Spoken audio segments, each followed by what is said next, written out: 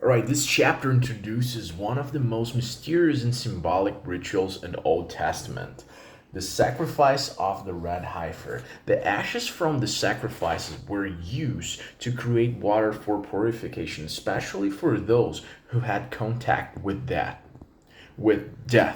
Okay, so the first part of this incredible chapter talks about the red heifer sacrifices, verses 1 to 10. Okay, God commands the Israelites to bring a head heifer without defect, which has never been yoked. The animal is taken outside the camp and slaughtered in front of the priest. Okay, the priest sprinkles some of its blood toward the front of the tabernacle. Then the entire animal is burned, including the skin, flesh, blood, and manure. Okay. While it burns, cedar wood, hyssop, and scarlet wool are thrown into the fire. Okay. The ashes are collected and stored to be mixed with water for future use in purification. Okay. Lessons. The red heifer symbolizes purification from defilement of death. It foreshadows Jesus' sacrifice outside the camp that is written in Hebrews chapter 13, verses 11 to 12. Okay, well, let me start this again. It foreshadows Jesus' sacrifice outside the camp, offering cleansing from sin. Okay, so the second part of this chapter covers rules about purification and uncleanness. Okay, verses 11 to 22. Anyone who touches a dead body is ceremonially unclean for 7 days. They must be cleansed with the water mixed with the ashes of the third and seventh day to become clean. Okay, if they refuse purification, they remain unclean and are cut off from the community. Right? Even someone who touches a grave or bone is considered unclean. And anyone who touches the water or helps the ritual also becomes temporarily unclean. Okay, so what are the lessons from this?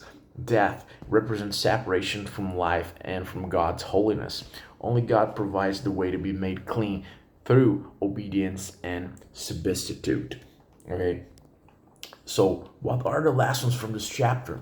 First one is God provides a way to be clean, a way be clean. Okay, the red heifer points to the truth that God alone purifies us, especially from things we cannot fix ourselves, like death. Okay, second, purity matters in God's presence.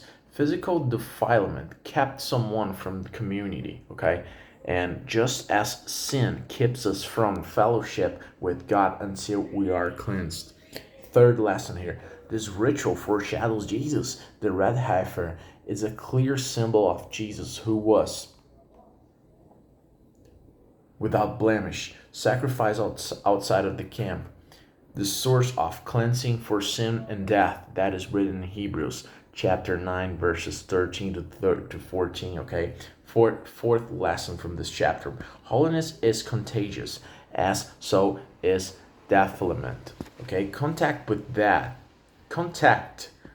death made someone unclean, even indirectly. This reminds us how seriously God views spiritual and moral purity. Okay, so what we can conclude from this chapter. So, Numbers 19 gives us a deep and symbolic look at purity, death, and God's provision for cleansing. Okay, though the ritual seems strange today, yeah, it seems very strange, right? It beautifully points to Jesus, whose sacrifice cleanses us from sin, makes us fit for fellowship with God. It's a powerful reminder that only God can make what is unclean clean again. And I cast a spell on your bell, and the spell says, no, I didn't cast a spell on you. Sorry for that. Hit the like button, drop a comment, and I see you in the next one.